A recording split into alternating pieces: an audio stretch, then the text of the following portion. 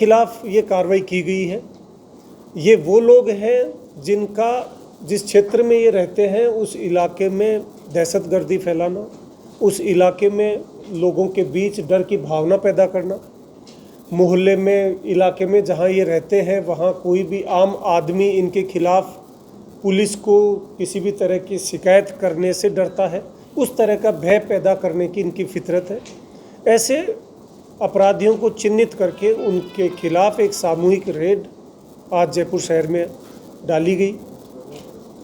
इस रेड में करीब 3000 से ज़्यादा पुलिसकर्मी शामिल हुए और चारों जिलों में संबंधित डीसीपीज जो हैं उन्होंने अपने अपने क्षेत्र में इस पूरी कार्रवाई को निर्देशित किया, मौके पे रह के स्वयं ने सुपरवाइज किया और अनेक ठिकानों पे पुलिस के सीनियर ऑफिसर्स ने खुद ने वो दबिश में शामिल रहते हुए सर्च ऑपरेशन को अंजाम दिया। इस कार्रवाई के दौरान कुल 107 लोगों को पुलिस थाने लाया गया है और उनसे अपराध के संबंध में, आपराधिक गैंग्स के संबंध में पूछताछ जारी है।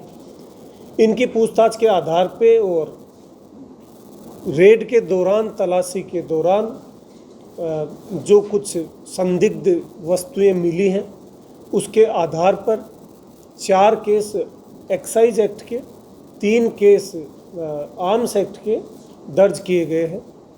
इसके अतिरिक्त एक केस जुआ सट्टा का जो आरपीजीओ अधिनियम है उसके तहत भी दर्ज किया गया है। थाने लाया गया है और उनसे अपराध के संबंध में, आपराधिक गैंग्स के संबंध में पूछताछ जारी है।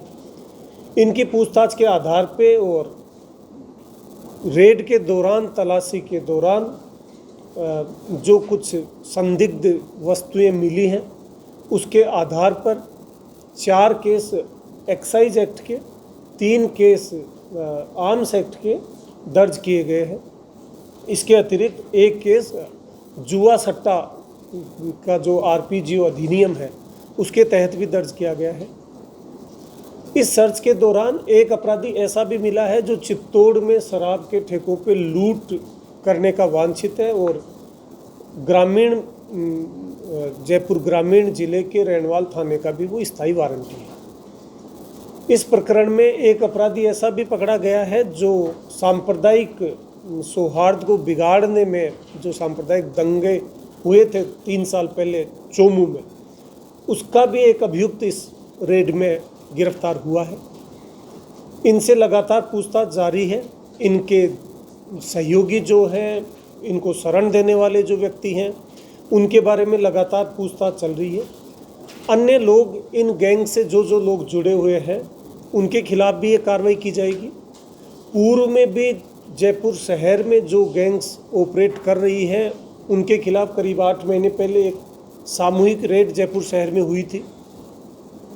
उस रेड के पश्चात अनेक ऐसे अपराधी जो तत्समय पुलिस के राडार पे नहीं थे, वो नए अपराधियों का पता भी उस पूछताछ से चला था।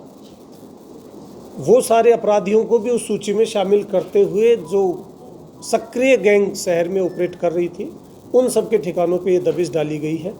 इनसे पूछताछ के पश्चात इनके और कौन सहयोगी हैं जो इस तरह की वारदात में शामिल रहते हैं उनके खिलाफ भी कार्रवाई की जाएगी। ये जो गैंग्स हैं वो मेजरली जिस अपराध में ऑपरेट करती हैं वो अपराध है फायर आर्म्स का यूज करते हुए अपराध करना, अवैध वसूली करना, जमीनों और व्यापारिक लेन देन